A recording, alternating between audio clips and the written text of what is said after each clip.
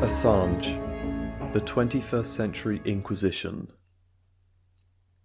It is not one man who is on trial, but the people's right to access meaningful and reliable information.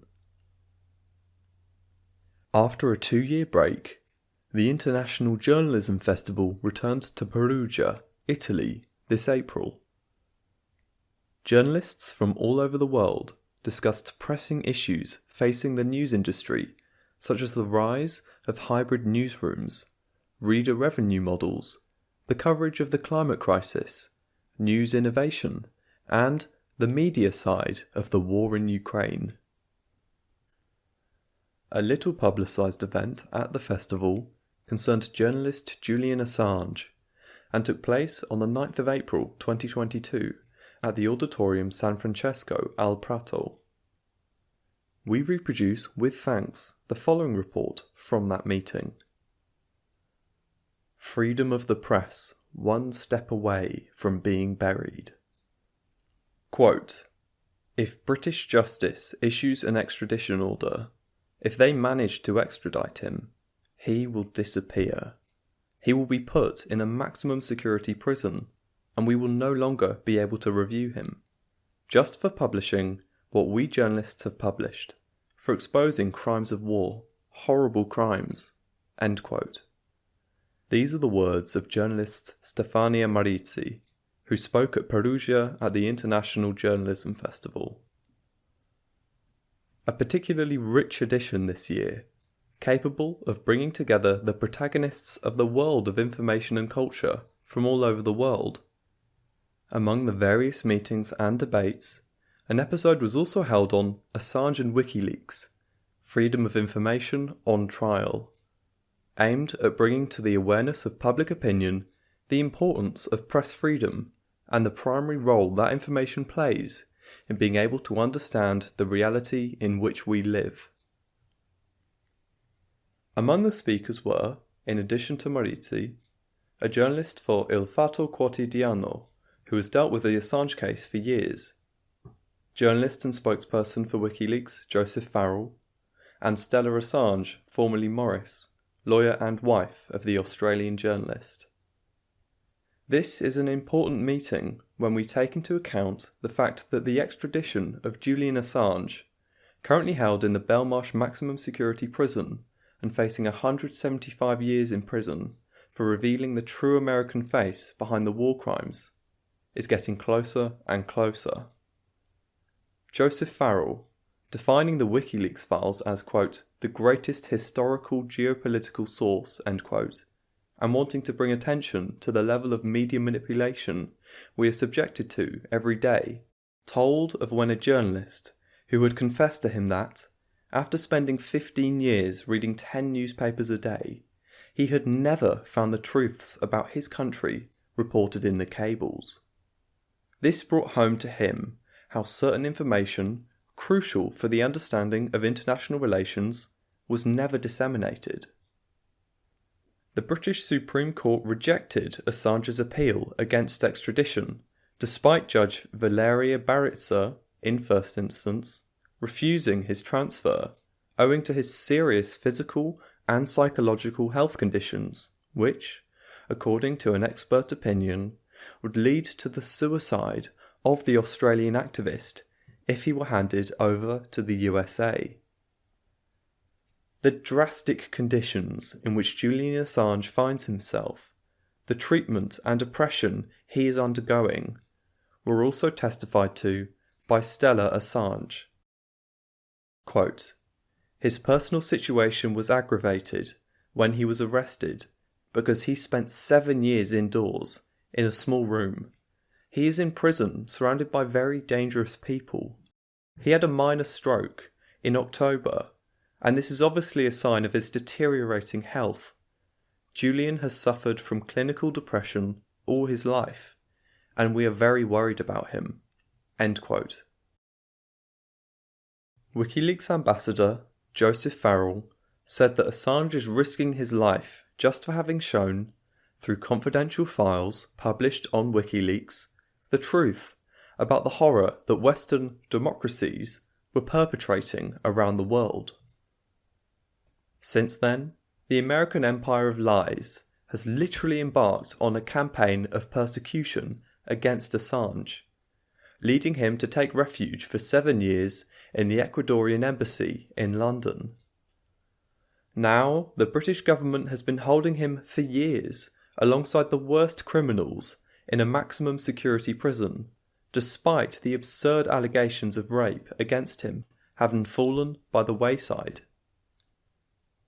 US judicial interventions around the world, in order to imprison a journalist they do not like, cannot be allowed to go unnoticed and under the news radar. The USA want to indict Assange through the Espionage Act, a 1917 law according to which a journalistic work of gathering and publishing information should be compared to espionage. But Assange did not work for the United States, which never claimed he was publishing for the benefit of a foreign state. Yet, the CIA branded WikiLeaks a hostile, non-governmental intelligence service. In other words, an independent news organisation. It depends on your point of view. As if that weren't enough, the US establishment is trying to gag investigative journalism with spy laws in an extraterritorial way, blatantly violating the sovereignty and jurisdiction of European countries. According to Stella Assange, a bilateral treaty between the United Kingdom and the United States is being violated that prohibits extradition for political offences. Since the groundless accusations in this case are of espionage, considered a political offence, the British government must not comply with American requests. Almost 2 centuries in prison for journalistic activities are about to be assigned, and if this does become a reality, a quote, "new gold standard will be established, for which any journalist around the world can be prosecuted," end quote, by invoking the case of Assange. The level of ferocity of the political attack that we are witnessing, and the number of actors involved, is something unprecedented in history. Stella Assange recalled how the security agencies working in the Ecuadorian embassy received instructions from the CIA to kidnap and assassinate Assange. In addition to placing cameras to spy on the WikiLeaks founder, in the embassy the notebooks of the lawyers and the mobile phones of visitors would be photographed, up to the point of trying to extract DNA samples from the nappy of Assange's baby son. British justice, however, chose to believe the reassurances of the US authorities regarding Assange's safety, their assertions that there would be no torture or harsh restrictions in maximum security prisons, and their suggestions that the sentence could be reduced to 4 to 6 years. It is even more difficult to believe all these claims after a Yahoo News article exposed the fact that, thanks to about 30 testimonies from government officials and Washington intelligence agents, it is now known the CIA intended to kidnap and kill Julian Assange in agreement with members of the US administration. It will now be up to Priti Patel, the British Home Secretary, to choose whether to believe the promises of protection made by those who killed children and journalists in Iraq.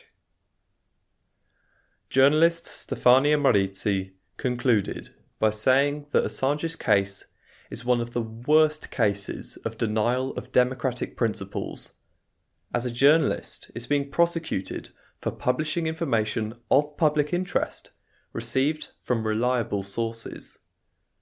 What is at stake is free information together with the values of truth and justice. We risk seeing Article 21 of the European Convention on Human Rights ditched, and we may soon be unable to find reliable information, leaving us unable to understand what is happening in our country and throughout the world. We cannot remain indifferent to this unprecedented attack on our fundamental rights. We must strongly oppose these injustices, demand the withdrawal of all charges against Julian Assange, who has done nothing but do his journalistic work. This is yet another attack on freedom of the press, which is increasingly deeply affected. If informing the community is considered a crime, for which one can be tried, jailed, and sentenced to death, in the silence of the big mainstream media, or those who should be watchdogs of information, here it is not only the freedom of information or expression, but the whole sense of democracy that is on trial. And this we cannot allow.